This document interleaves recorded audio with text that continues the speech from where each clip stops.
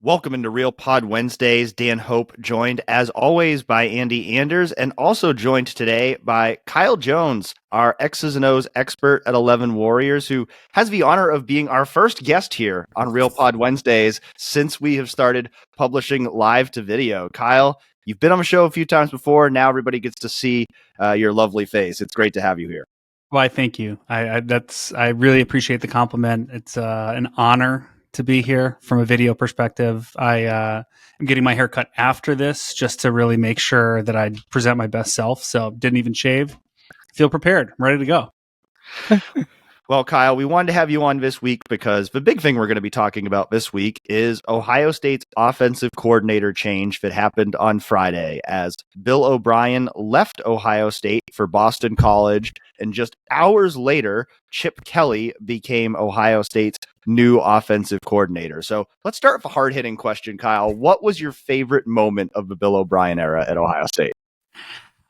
Most people are going to say the Julian Sayin flip, but I'm going to actually say I was watching all the veteran Penn State players have to turn coat and say, I'm going to root for Ohio State now. And then all the Ohio State fans realizing, oh, right, they think it's a rivalry, right? That's and then that discussion that prompted of why are they upset?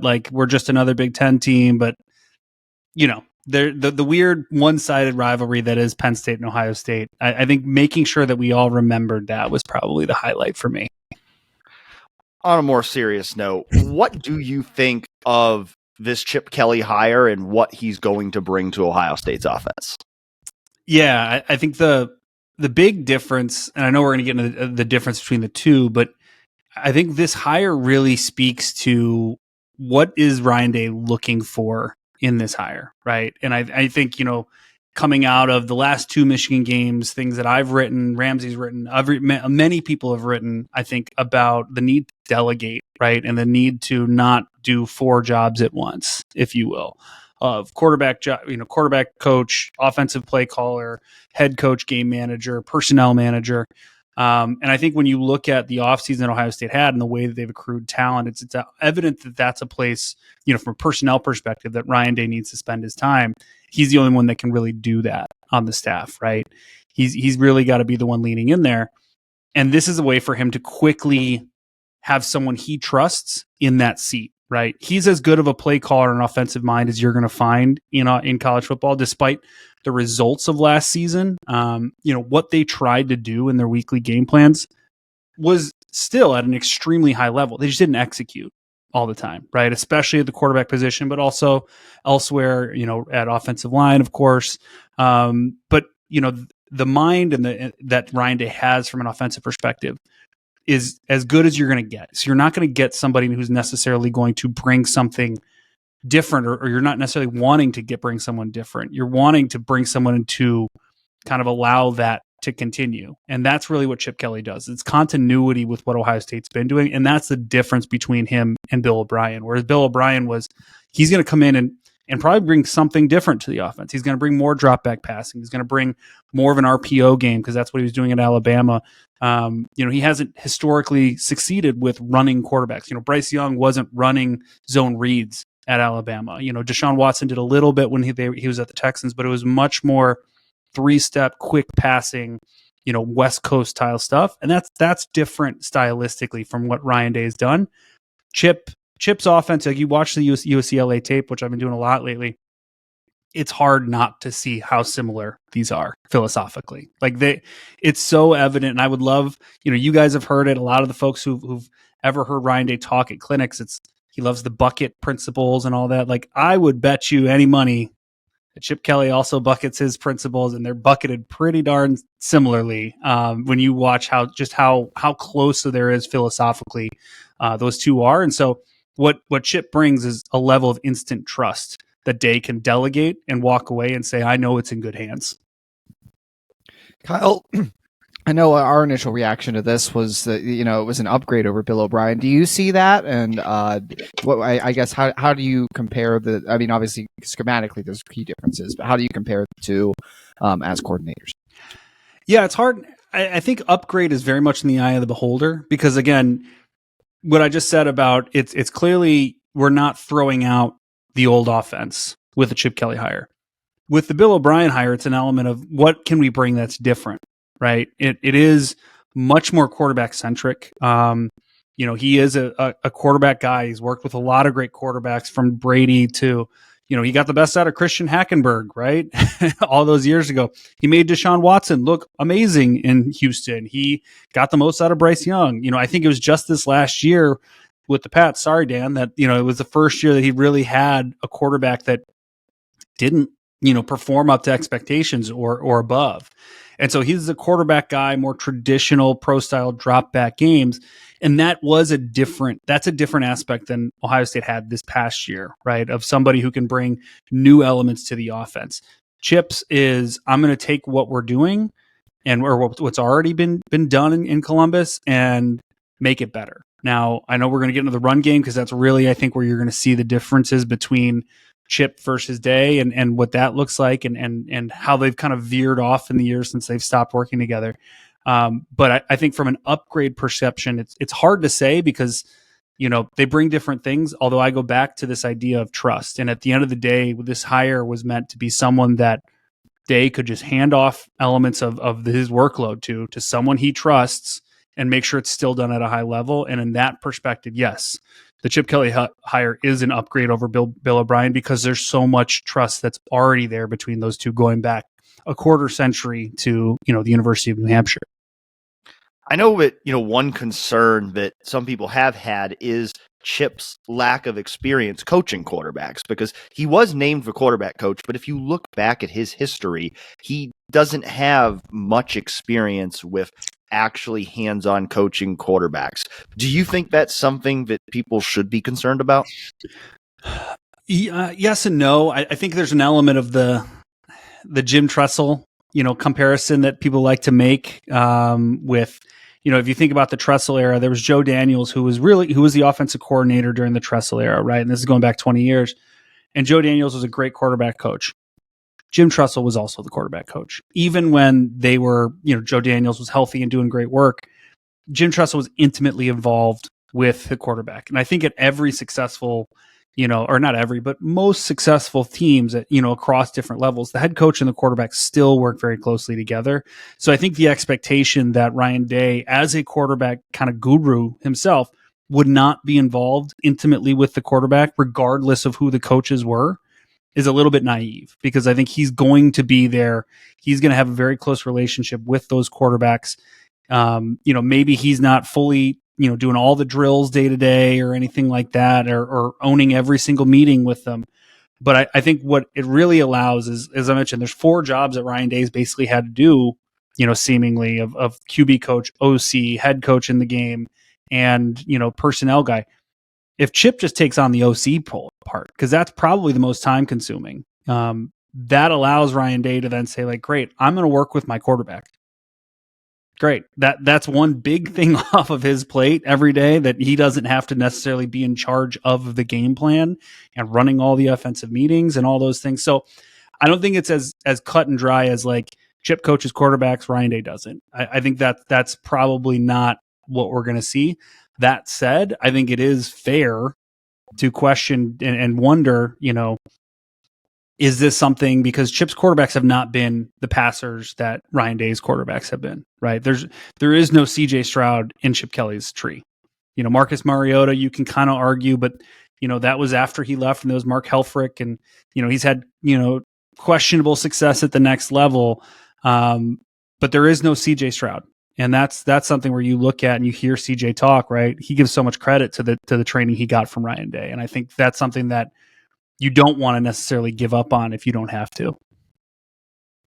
You referenced it earlier, but I think one of the main things that stands out about this hire is, of course, what it's going to do for the run game and what Chip Kelly's success has been in that area in the past. And when you look at, what this team has in terms of Travion Henderson and Quinshon Judkins, I mean, just what can fans expect from this Chip Kelly run scheme, and what schematically does he do so well? Yeah, so it's not necessarily the Michigan style, in that Michigan had, 12, 15 different run concepts. Like that was the way that they did it, was we're going to have a million different ways of running the football. Chip's more, I'm going to have 5, but he's going to dress them all up so differently. Very similar to the way that Ryan Day does in the passing game, where, yeah, you're going to get Y cross, you're going to get mesh, you're going to get a handful of these same concepts every week, but he's going to disguise them and cover it up so that you don't know when you're getting it. And the way we ran it last week looks nothing like the way we're running it this week. And Chip does that really well in the run game. He uses a lot of unbalanced sets. He uses a lot of crazy formations. I've got a film study coming up soon where probably every single game he almost inserts like a new formation, and you see these kind of crazy alignments with guys all over the place, super unbalanced, like an I formation, but it's behind the tight end, like all kinds of weird stuff that he would do just to mess with the defense. But once the ball snapped, they're still running outside zone. Like, that's it. Like, they're doing a lot of stuff to really create, bad judgment, to really test the eye discipline of the defenders so that they're looking one way and the ball's going the other, creating that misdirection with all kinds of eye candy and doing that well in the run game, which I think will be a really nice compliment to what Day has done for so long in the pass game. The run game has not had that element of disguise necessarily. I think we've all been able to say, like, they're running stretch into the boundary again. Here it comes. Like, we can all kind of see it.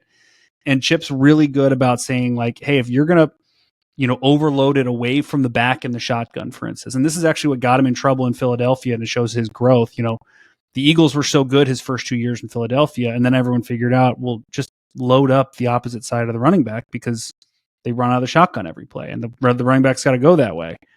And so now Chip says, like, great, if you're going to do that, I'm going to figure out a way to run to the side of the running back. And I'm going to change up I'm going to change the back's footwork, but I'm not going to change anybody else's. I'm going to figure out how to change the way that the handoff works, but my line's still going to block the same so everybody else can do their job really easily. And it's just those types of things that, again, philosophically, it's so similar to what Day has done for years in the pass game, but just applying it to a different phase of the offense.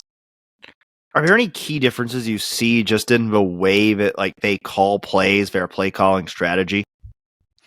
Yeah, that's a good question. I think Chip is much more willing to kind of hammer you with a play, in the sense of, like, there's a bunch of times on tape where you'd see them run the exact same play 2 plays in a row, because he'll do a lot of, like, oh man, you guys didn't come close to stopping that. I'm just going to keep pressing the button until you figure out how to stop it. Like a little bit of that Madden kind of, like, you don't know what you're doing here, and I'm going to keep doing it until you stop it. Ryan Day doesn't do that very much. He's very much like, great, that worked, put it in my back pocket, remember it for when I really need it. Then we can, run that again later, or run the counter off of it. Chip's a little bit more blunt in that sense. He's just going to hit you with it over the head. But that said, I think beyond that, it's pretty similar. Like, you can see the way that they package up, concepts so that every run's got a screen, and every run's got a play action, and everyone's got a drop back out of everything, so that, like, there is that element of, hey, we're going to have a lot of things that look similar before the snap, and then we're going to, really test the defense to get them out of phase, if you will.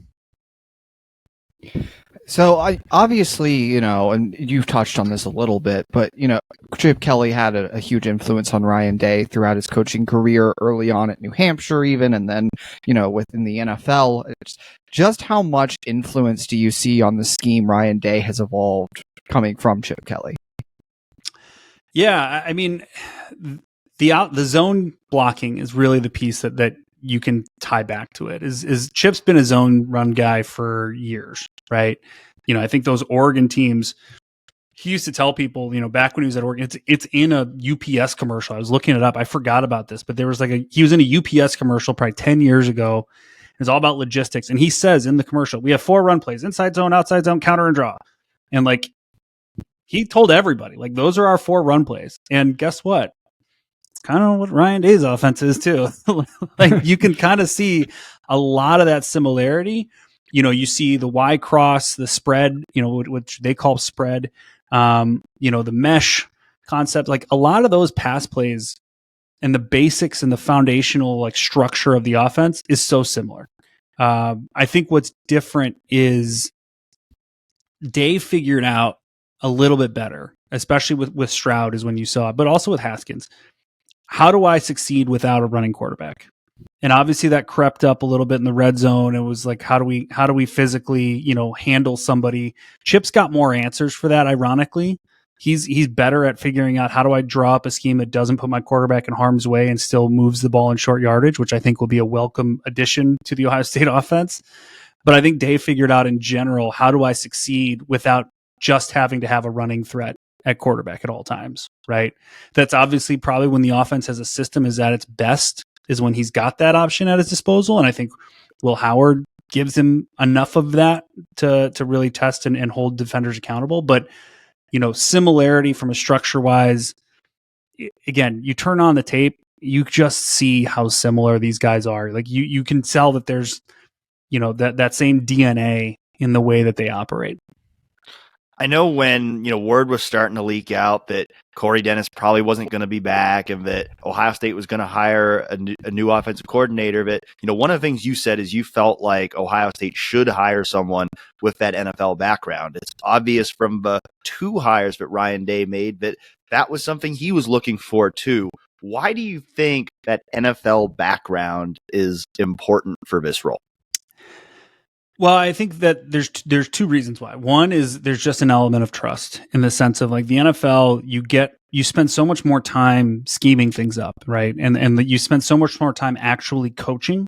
You're not spending any time driving, through the middle of nowhere in a rental car so you can go to a high school basketball game. There's just a level of additional experience that comes from that NFL background. And so I think the idea of like, hey, like Brian Hartline's a great up and coming coach. He's done great work thus far, but like you need somebody who's been through and seen so much stuff, right? Because it was part of the trust that you can say like, hey, they're throwing nothing but bear fronts at people when we're trying to run outside zone. What do we do against it? You just want someone with answers. You want someone who says like, yep, I've seen that. I know there's 4 different ways I can drop on the board right now to beat it. And that's one piece. I think the other piece is, and this is like a much larger philosophical question. 10 years ago, I think everybody would have told you like the more exciting scheme stuff in the sport is happening at the lower levels. It's happening in high school. It's happening in college. That is absolutely not true anymore. It is happening at the NFL level. The NFL scheme wise is so far ahead of what anybody's doing high school and college. And it's because the internet has kind of allowed people to, Andy Reid talks about it. He's like, I see these crazy like plays that somebody drew up in D3 football and I figure out how do I apply it with Patrick Mahomes and Travis Kelce. Like, he's got the best tools and now he has the best information. And so anybody who's working in the NFL has to be able to adapt so quickly. And I think you see that when you get to the CFP, right? You see the matchup of, a Ryan Day offense versus a Kirby Smart defense. You see, the Harbaugh offense versus a Saban defense, right? Like that's the point where anybody who tells you it's like, who's got more 5 stars and, blah, blah, blah, blah. Like the recruiting stars are what makes them no, the recruiting stars are what get you there.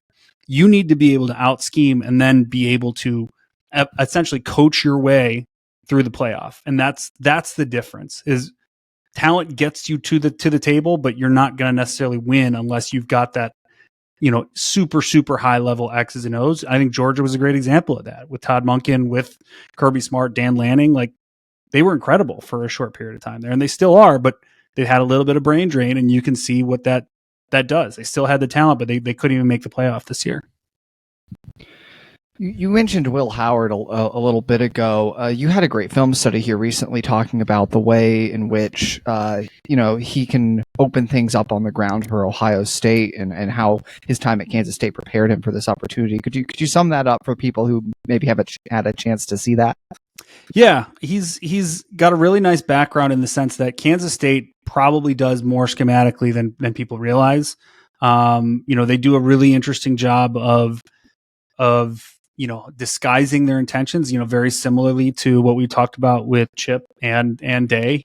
They run out of some interesting personnel groups, but they do a good job of teaching concepts versus teaching plays, if you know what I mean. So like, I know how, he knows what the read is and every week they can change up, which receivers running which route or which formation they're running it from.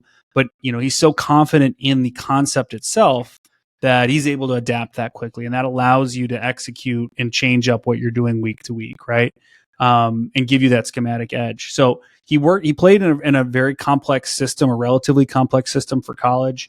It was very progression based in the passing game, meaning, Bill O'Brien's offense was very much like, hey, it looks like cover two. So that means look to the left side where we've got a cover two beater and then find that cornerback and then just quickly drop back, make your throw.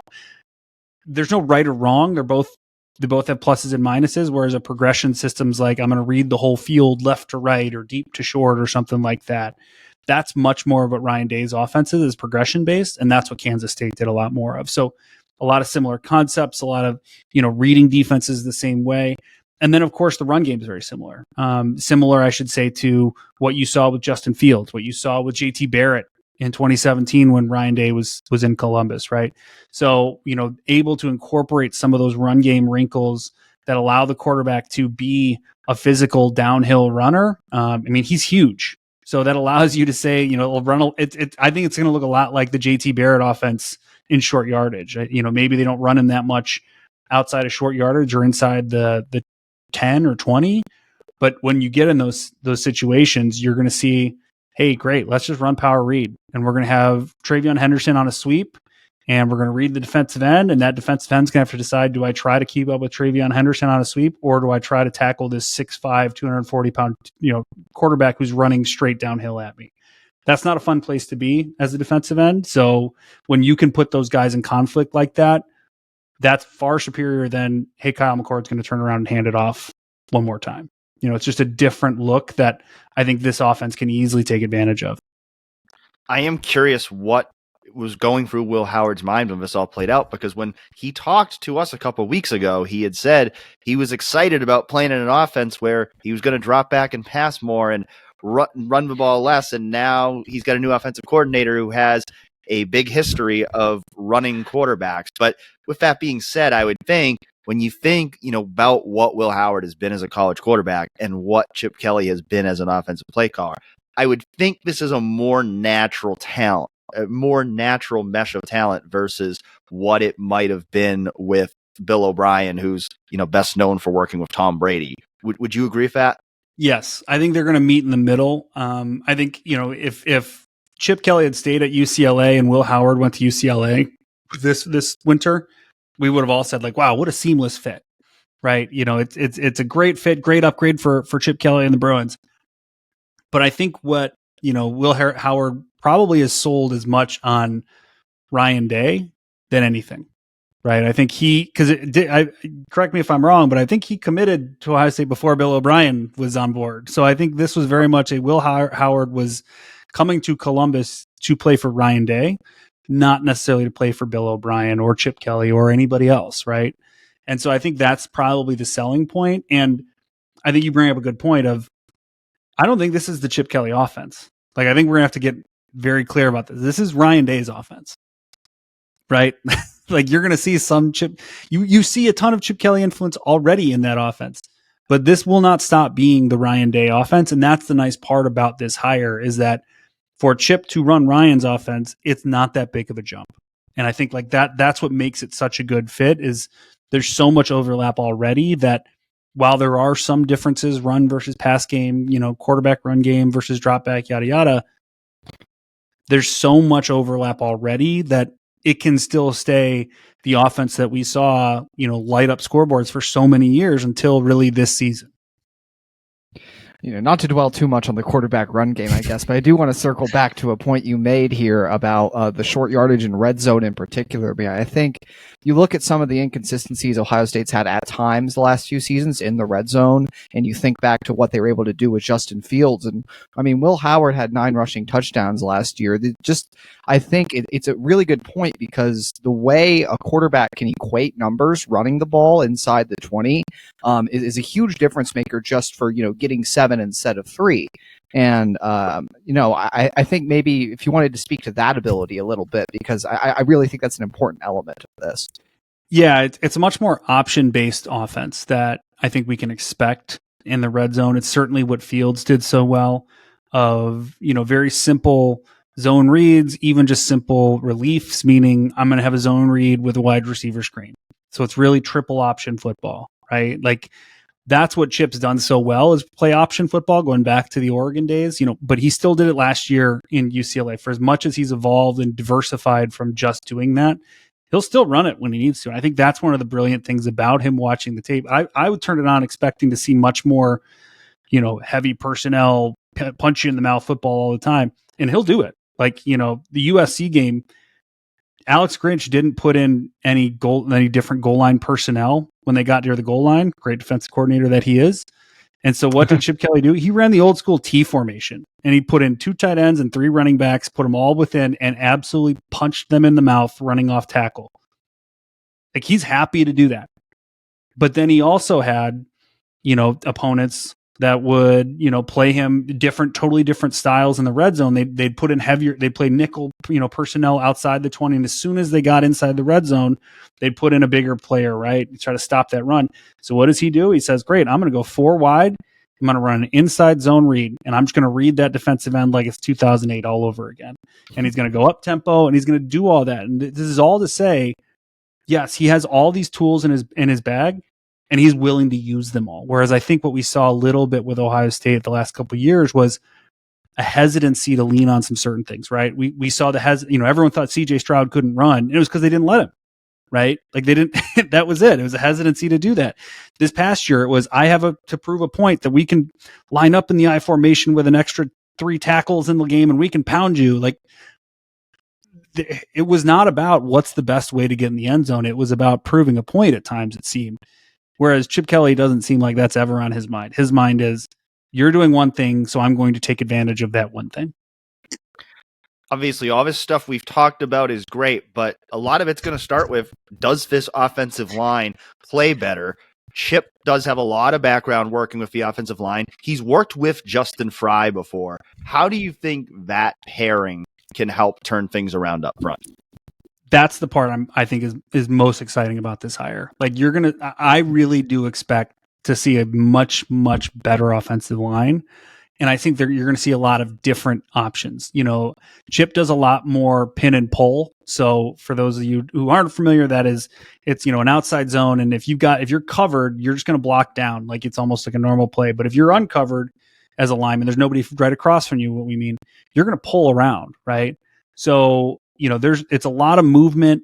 And if there's a great example that I'm going to show here in a little bit in my film study column, where it's almost like a natural call, where if you are blocking outside zone, there's a great clip of a tight end, there's a pile lining up right next to him. So instead of just joining the pile because that's his quote unquote gap to block, he goes around behind it and turns into a lead blocker, turns into an ISO play, because the way that Chip teaches outside zone is a little bit different. He's willing to mess with that stuff. He's going to call trap plays where, if you've got to defend, a crazy aggressive nose tackle who's just trying to jump the snap every single time, he's just going to trap you. And he's going to say, great, I'm going to use that against you. I'm not going to block you, and I'm going to let my pulling guard absolutely blow you up.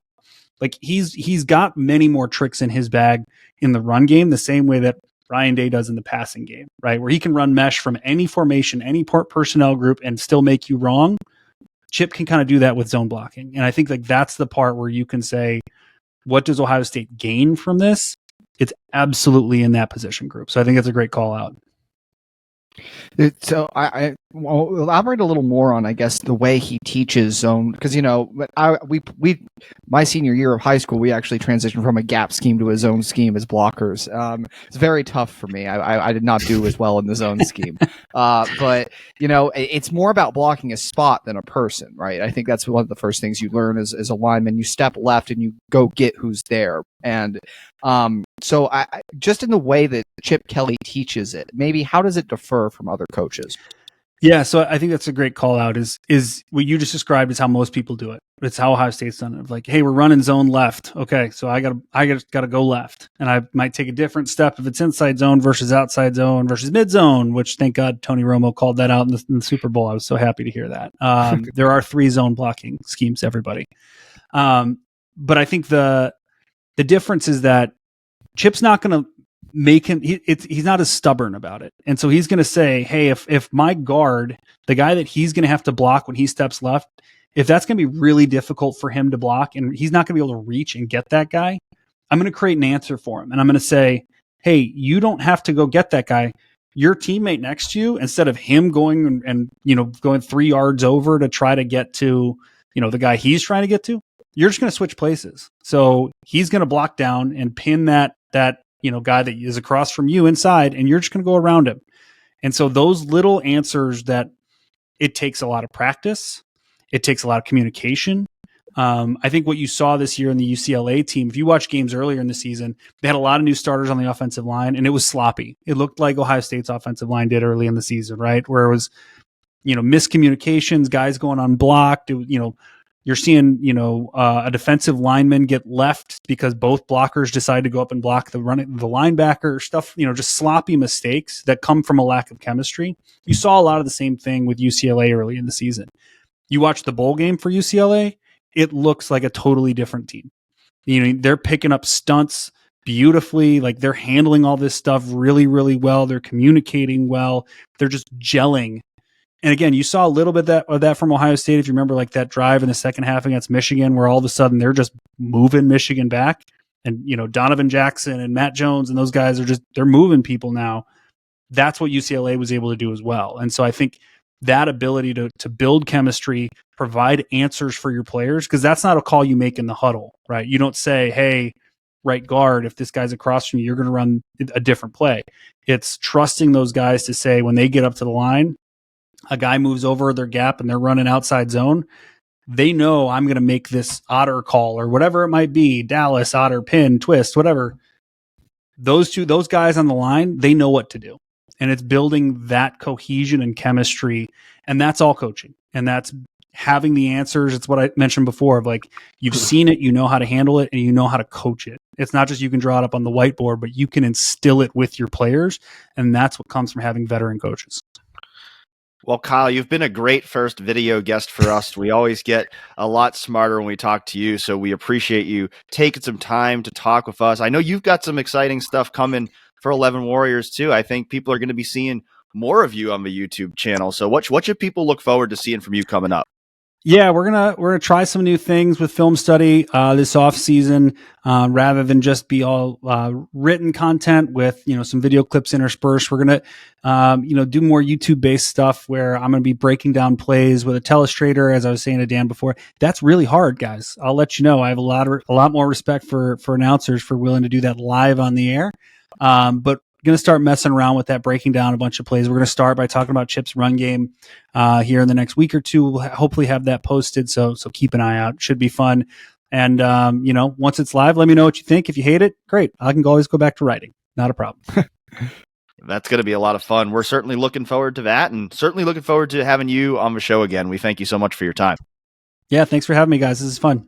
Lots of great insight there from Kyle. I certainly think that listeners are going to be excited to hear what he had to say about the offensive line and the impact that Chip Kelly could make on that front, because we can talk a lot about the schematics, and certainly, everything Jones said is true about how, especially when you get into those big games at the end of the season, a lot of it does come down to coaching, and that's why they needed to upgrade this offensive staff. That's why they needed to add a guy like Chip Kelly to the staff. But the coaching can only go so far. You have to, first and foremost, have the players out there, the talent to be able to win those big games. And we know Ohio State has the talent, at least at the vast majority of positions. Now it's all about, can these coaches get all that talent to where it needs to be? And I think, you look at this offense, you figure, Will Howard, there's a lot of good things that he can do. The running backs, we know they're loaded there of Travion Henderson, Quinshon Judkins. We know they got a ton of talent at wide receiver. That big question is that offensive line, and can it make that big jump from last year to this year? And I think having someone like Chip Kelly with that background, I think we've talked about it before, but the loss of Kevin Wilson was probably a little bit underrated. And I think that was one area where it did affect them, because Kevin Wilson's a guy who had a lot of background working with offensive line. He could help in that area, whether it was with Greg Studrawa or with Justin Fry. Last year, they had Justin Fry, but none of the other coaches on the staff really had any background in terms of working with offensive linemen. And so I think to bring in someone else with that background in Chip Kelly should help them get to where they need to be up front. I agree. And, that was something I was going to bring up about, the Kevin Wilson departure, is that he really did have a hand in the offensive line development and the offensive line play the years that he was here. I think Ryan Day right now, at least Wednesday, seemed to express some confidence that, they have the pieces, or at least could have the pieces to have a national title caliber offensive line with with everything else you have on offense considered. He had said that right now they believe they have the pieces they need. They don't need anything more in the transfer portal to go win a national championship, is what he had said before. And now I think that was, again, in the context of they're going to continue evaluating things this spring. I think, I had asked him specifically about Tegra Shabola and Luke Montgomery. I think those are the two big players to watch this spring if you're, following the Ohio State offensive line developments, those and Josh Fryer, because it's really about the right side, right? You have Seth McLaughlin at center, you have Donovan Jackson at left guard, Josh Simmons is your left tackle right now. Again, assuming they don't add anyone else through the portal, I don't think they will. It's looking like Josh is pretty set on that left tackle spot again, and he made strides at the end of last year. We've talked about that before. It's the right side, and does Josh Fryer end up settling at guard? And I think even that could be determined by where Luke Montgomery is at, where Tegra Shabola is at. Are either of those guys ready to be an Ohio State caliber starter at either guard or tackle? I think guard's probably more likely in Tegra's case, tackle more likely in Luke's case, just because that's where he's been. And, for me personally, both of us, I know, we're kind of settled on a line that sees Fryer at right guard and Montgomery at right tackle. But, this will be a very interesting spring for evaluating that. Yeah, and some of that could be, too, you start introducing some of the different schematic concepts that Chip may want to emphasize more, particularly in the run game. Do the pieces fit differently in that than they would have a year ago? Does Fryer moving to guard make more sense in that system? Where do Luke and Tegra fit best in that system? And so, as we've talked about before, I think there's certainly going to be some experimentation there this spring. It's going to be an area that's a big focus, but I do think that Chip Kelly can help Ohio State in that regard. I think, the quarterback coaching element of this is interesting too, but I do agree with Kyle that, I think no matter who the guy was going to be, Ryan was going to continue to be heavily involved with those quarterbacks. Do I think he might need to spend a little more time with the quarterbacks now than he would have with Bill OBrien? Probably. Do I think that may have been a reason why he hired Bill OBrien in the first place before Chip Kelly? Possibly.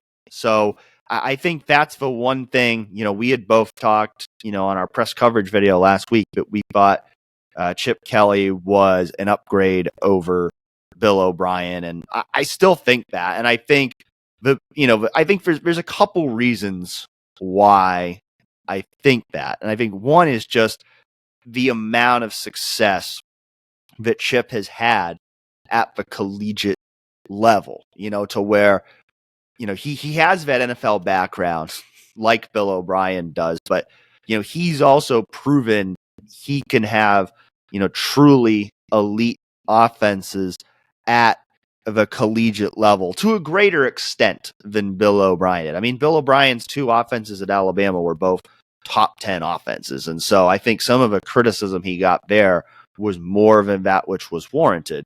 But, Chip Kelly's track record, and it's particularly impressive if you look particularly at the rushing numbers he had. At Oregon, they ranked in the top 6 in rushing yards per game and the top 7 in rushing yards per carry in all 6 of his seasons at Oregon. 3 of those 6 years, Oregon led the entire nation in yards per carry. Then he goes to the Eagles, and in his first year there, they lead the NFL in rushing yards per game, rushing yards per carry. Even at UCLA, where his offenses were not quite at the same level as they were at Oregon, the rushing numbers were still really good. And in each of his last 4 years at UCLA, the Bruins ranked in the top 20 in rushing yards per game. In 2022, UCLA led the nation again in rushing average. So you look across the last 16 years that Chip Kelly has been a lead offensive play caller as either an offensive coordinator or head coach. He has had consistently elite rushing offenses, including 5 that were the best in either the FBS or the NFL in that time. And so I think he's certainly going to be able to help Ohio State spark the run game, which is really where Ohio State needs the biggest spark. Because you look last season, Ohio State was just 79th in rushing yards per attempt. There's so much focus on Kyle McCord not being as good as CJ Stroud and Justin Fields and Dwayne Haskins. But when you really look at what was the biggest weakness of Ohio State's offense last year, it was the fact that Ohio State was not a particularly good team running the ball. Even though it had an elite running back in Travion Henderson, the overall numbers in the run game were not great for Ohio State last year. Certainly inconsistent, too. It's been a problem of the last few seasons, relying on that run game to convert in short yardage situations. And again, I think with the Will Howard edition was something great to touch on and talk about how that can equate numbers in short yardage in the red zone with Kyle. He did a great job touching on that. Running the football, I mean, I don't think it needs to be said that running the football is important, of course. But what I think it allows Ohio State to do, if you can have that sustained success running the football as Chip Kelly has had, you have the best running back tandem in the country. You should have one of the best running offenses in the country. If you have that, it allows you to control the tempo of games. Not to say that Ohio State's going to slow the pace down all the time. I don't think they should. Definitely should still be incorporating some tempo, sugar huddles, no huddle, whatever it is, keeping the pace, keeping the pressure up on your opponent. But when you get late in games, when maybe it's good to take the air out of the football, maybe you have a lead and you want to run some clock. The other thing it does always is body blows, man. I always compare running the football well and punching a defense in the mouth with, a body blow in boxing or we love MMA here. You and I do. It's, or MMA, right? It's taking the gas out of a defense. The more times you can punch those defensive linemen with a running play and hit them a little bit, knock them back, it slows them down and empties the gas tank for when they then have to pursue the quarterback in the passing game, and it makes it easier to protect, and you start to get mistakes when guys get tired, and it's a cumulative effect too of running the football. Ryan Day has talked about that numerous times of having to wear a defense out over the course of a game to open things up more on the ground.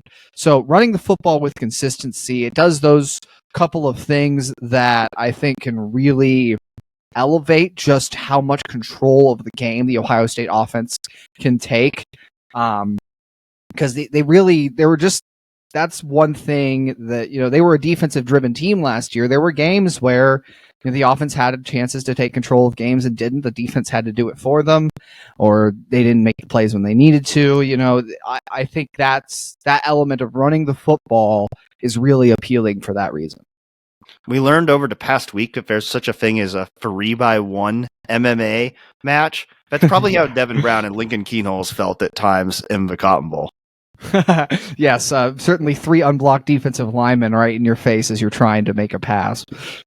To that point about, quarterbacks coaching too, we probably should also acknowledge that, the expectation is that Todd Fitch is going to remain with Ohio State in that senior analyst role that he has been in. And, Kyle Jones mentioned that CJ Stroud had talked about Ryan Day when he was on stage at NFL Honors. He also mentioned Todd Fitch. And so Todd Fitch is someone as well who, maybe not in that, hands-on coaching role, but more behind the scenes is somebody who can also kind of help the quarterbacks with some of their development. And so I think that is something as well that can help in terms of, the quarterbacks coaching. It's not going to be all on Chip Kelly. It's going to be a collaborative effort. But I think the important thing is that when you talk about, having to be the quarterback's coach and the offensive coordinator and the head coach, it's not all going to be on Ryan Day's plate anymore. And maybe it looks slightly different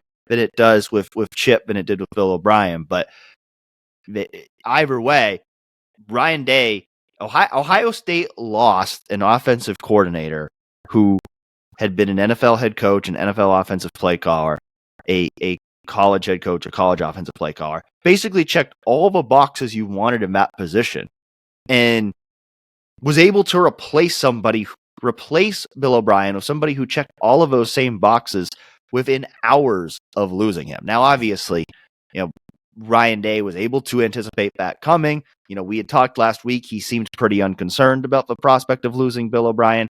He was probably pretty unconcerned because he knew that Chip Kelly was going to come to Ohio State if he lost Bill O'Brien. So he didn't really have reason to be concerned. But nevertheless, I think we both agree Ryan Day did a tremendous job here of adapting on the fly when something that he couldn't have anticipated when he hired Bill O'Brien, which was the Boston College job opening up.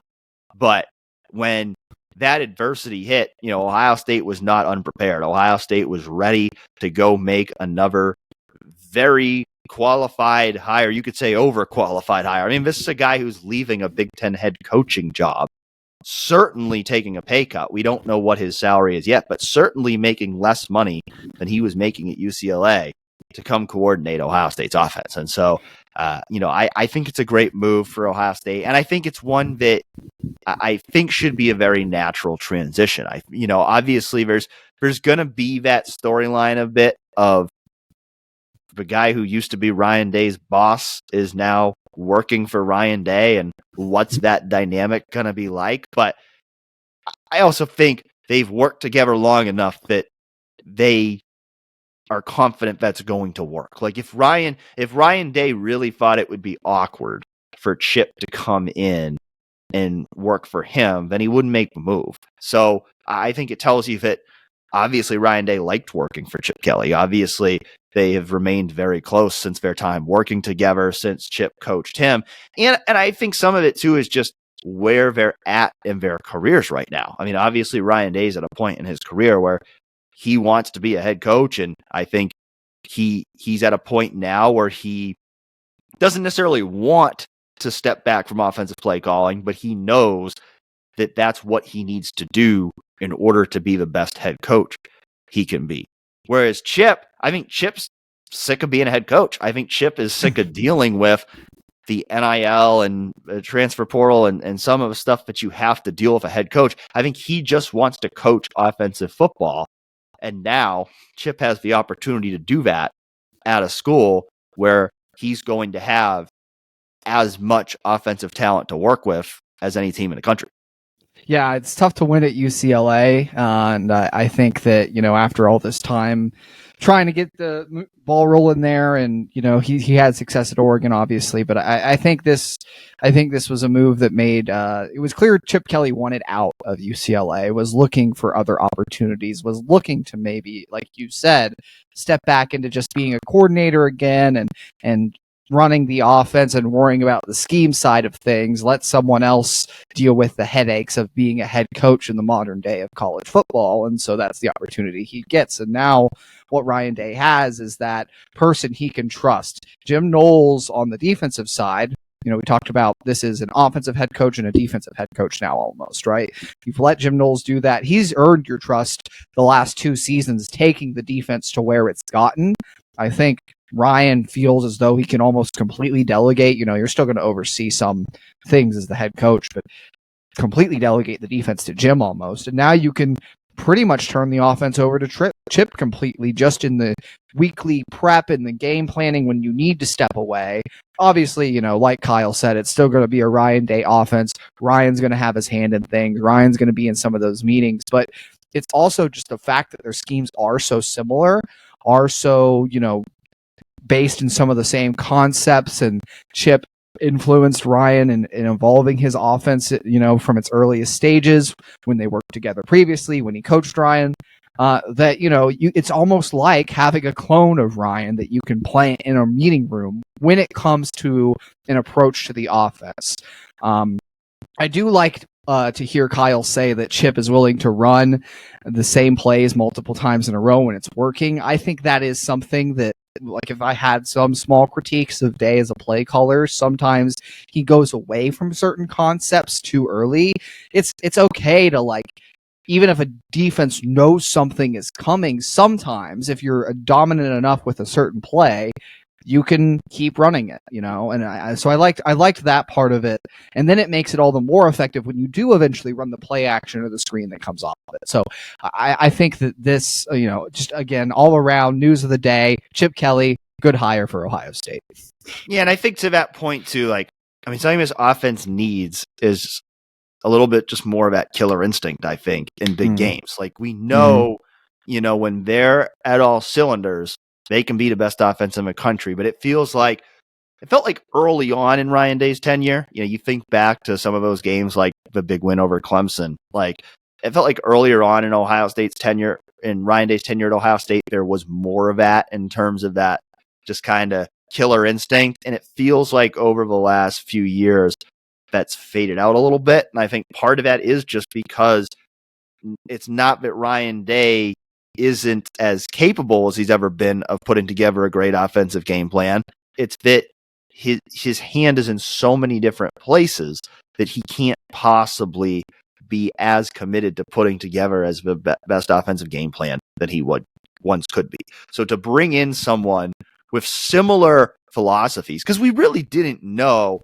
I mean, I do think the flip side of that is I do think there would have been some upside in the idea of bringing in someone like Bill OBrien, who does come from a different background, who would maybe bring a few more different ideas to the offense than what Chip might bring. At the same time, Ryan Day said last week when he was talking about Bill OBrien that, this was still going to be Ohio State's offense. They weren't never going to let a new offensive coordinator come in and completely rewrite the offense. As Kyle Jones said, this is still going to be Ryan Day's offense. There are going to be some different concepts, some different points of emphasis and play calling that we might see as a result of Chip Kelly now being the one calling the plays rather than Ryan Day. But the overall offensive philosophy of his team is not going to change. And that's a good thing, because before last year, every Ohio State offense under Ryan Day had been elite. So they do not need someone to come in and completely change the scheme to reinvent the wheel. They just need someone to come in who can enhance it and make it better. And I think that's exactly what Chip Kelly can do. I agree wholeheartedly. I think, as we kind of wind down here, do want to get to the women's basketball team, the success they're having too. It needs to be mentioned. This is the number 2 team in the country right now. And, as much as the men's team has struggled, we've said it before, this is a team that I think Ohio State fans can get behind, and they're a very fun team to watch with that full court press style. Dan, what is impressing you about this Ohio State women's team right now, and just the way they're winning these games? I think what's impressing me is they just seem to keep getting better and better. And Kevin McGuff has said a lot of the same things, but when you think back to last year, they started out so hot. I think they were like 18-0 or something like that. Then, as the season went on, it was almost like they peaked too early. They hit their ceiling too early, and they were still really good. And they were great in the NCAA tournament, made a run to the Elite Eight, but it felt like there was a point there in the second half of a regular season where they kind of plateaued. Whereas this year's team just seems to be continuing to build and get better. I mean, you think back to this past weekend's game against Michigan State. I think it ended up as like a 15-point win, but at one point, they were up by a massive margin. They let their foot off the gas pedal in the fourth quarter. But this is a Michigan State team that's a good team. Like, they're an NCAA tournament team. They gave Ohio State a tough game at home earlier in conference play, and then Ohio State went to East Lansing and trounced them. At one point, they had 3 of their starters out for the rest of the first half because Cody McMahon, Taylor Feary, and J.C. Sheldon all had 3 fouls.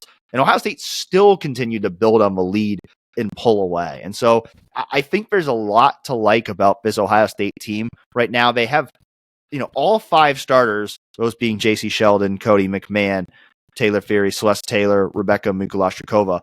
All of them can, score 15 points on any given night. They're all good scorers. They all add a lot of value in their own way in the starting lineup. And then I think that depth is growing over the course of the year too, where, those 5 are, their core, but, they have players like Ricky Harris and Madison Green as she's getting more and more comfortable as she's coming back from her injury.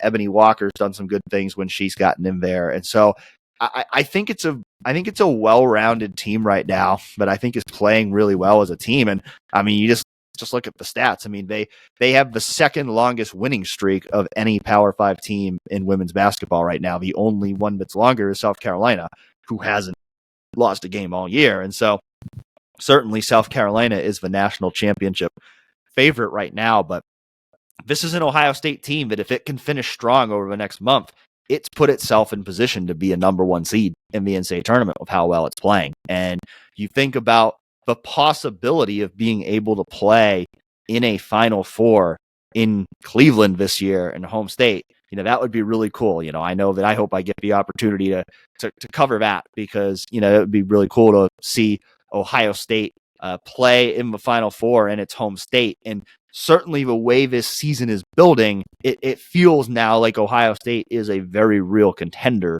to get to that point. There's a lot of competition. There's a lot of really good teams in women's college basketball this year. And so even if they're a number 1 seed, they're going to have some tough games they have to win to get there, but they're playing at that level now where you can believe that, a Final Four is a very real possibility for this team.